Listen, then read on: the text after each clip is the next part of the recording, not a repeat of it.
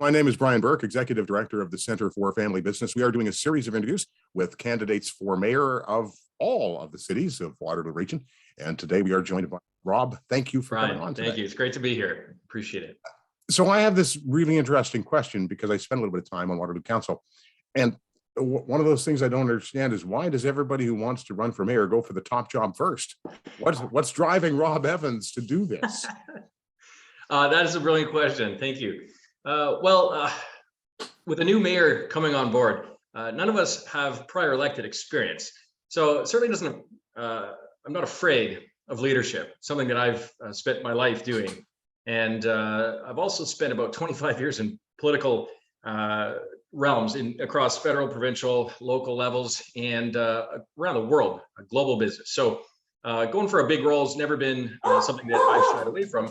The simple answer is influence. We've got a voice and we can set tone. And working with council, I think I can influence the change that's needed for our city while keeping stable the good stuff that's already here that's been brought to us beforehand as mayor, more so than being a council. So what's in your mind, Rob, what's the change that's needed? The change that's needed. So great question, Brian. So we were talking about this a little bit earlier. We're having a Zoom meeting right now. And for a lot of people fortunate enough to have work and computers and things like that, what we're doing right now is a lot of what the last 2 or so years have been like.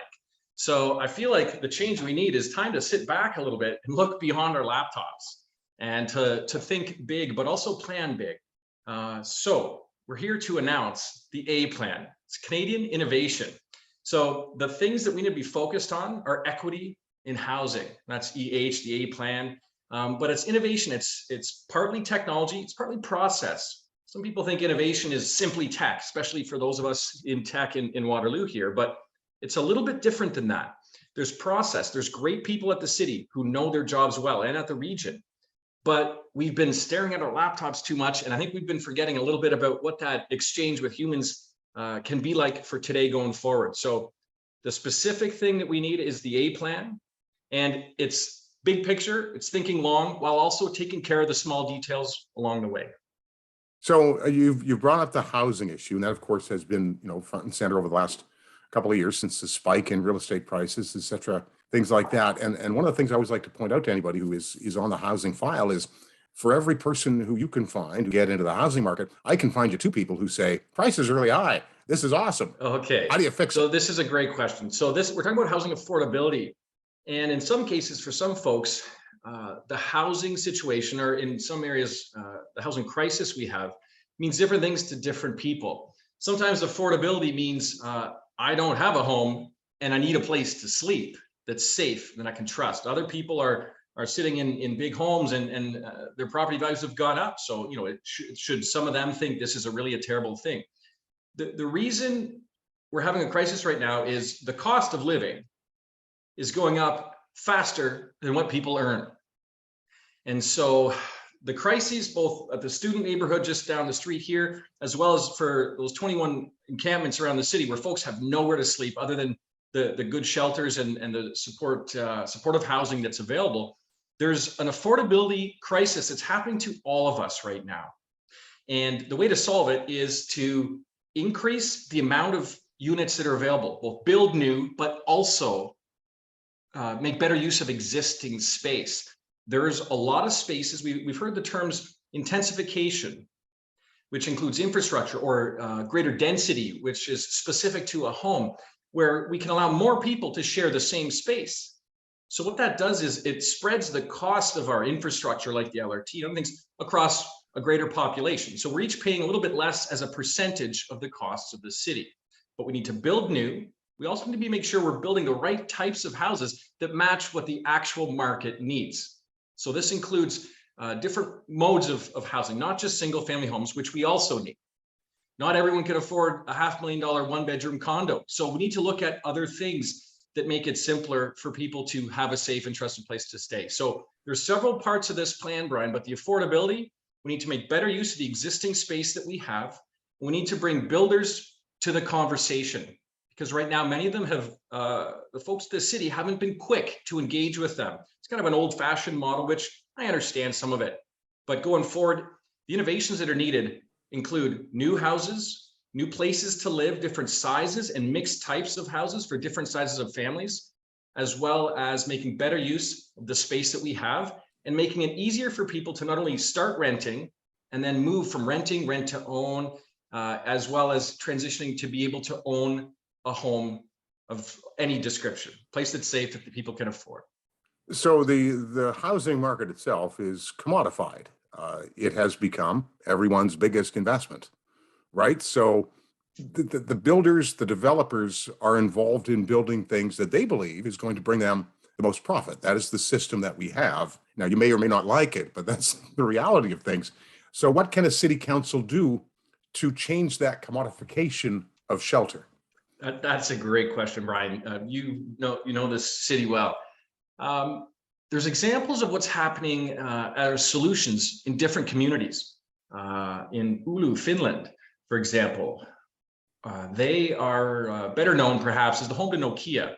And when Nokia's business models turned and the city employed about 16,000 employees working for Nokia, and there was a lot of job loss, they changed not only how the city approaches these challenges, because they had change that they've never seen before. As a parallel to that, Waterloo region, in addition, we've had growth that we've not ever seen before. I was born in Waterloo here and went to university at Laurier, and I've seen tremendous growth. We had 16% growth in the last 5 years, Brian. This stuff, all it means is it's time for a different approach. And so the different housing models that are available can be borrowed from places like British Columbia or Finland and others.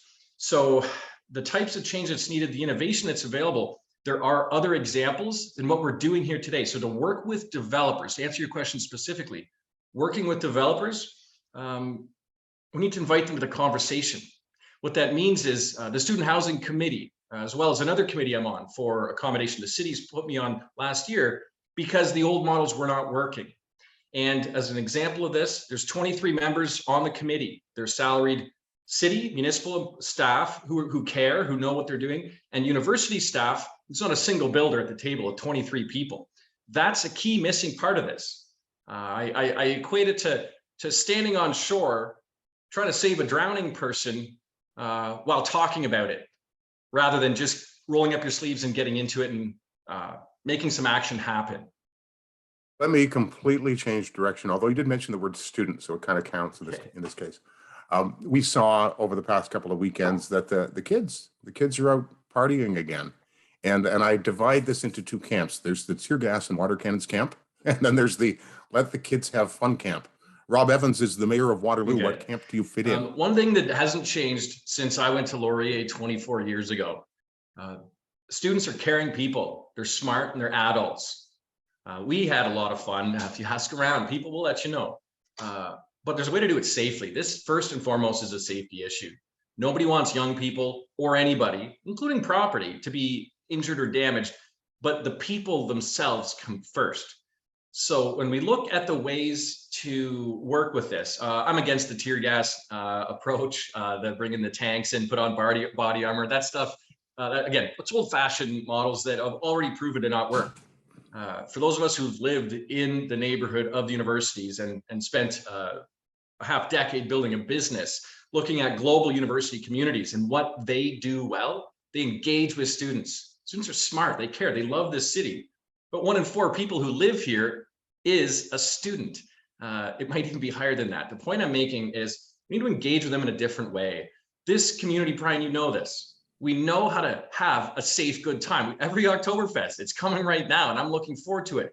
There's a way to have a safe gathering, but safe gathering is key. So sanctioned events is one thing, but there's also the cleanup that comes afterwards. When I have folks to my house, my neighborhood, and I know the university neighborhood probably better than most, after a good time, you clean it up. And there's nothing wrong with that, but there's different reasons for the mess that we see. And it's not just students. It's not just the property owners either. We've got more people living in less space. What that means from a garbage perspective, recycling, things like this, there's a whole lot of steps in this, Brian, and you've been kind of giving me even a few minutes here. So I don't want to go into every single line item on this very detailed plan, but I feel like what's important here is that we listen to the students, We invite them as adults to the table, and we put together something that is safe for them, as well as the properties and the folks who live there, including myself. Well, interesting thing, Rob. It's not the first time I've heard that kind of, solution that, we'll put something together, we'll work with them. And I always take it back to this, and it's probably a little inaccurate, but nonetheless, it works. And that's that nobody wants to come to their parents' party. So fix that. Yeah, well, you're right. You shouldn't have some guy in his mid-40s who works for the council to plan a good time for a bunch of 20-year-olds. That's a fact. But at the same time, as you may know, that's almost what's happened historically, the few times this was attempted. We look at Oktoberfest. There used to be at least, I think it was 15 to 21 fest halls around the city. Actually, 32 at one point. When I first got into this town, there were 32. Great example. So we clearly know how to do this. And if you're my age, or Brian, if you're your age, or others, we all enjoy Oktoberfest for the same thing. It's great food, drinks, music. We're having a good time, and nobody wants to get hurt.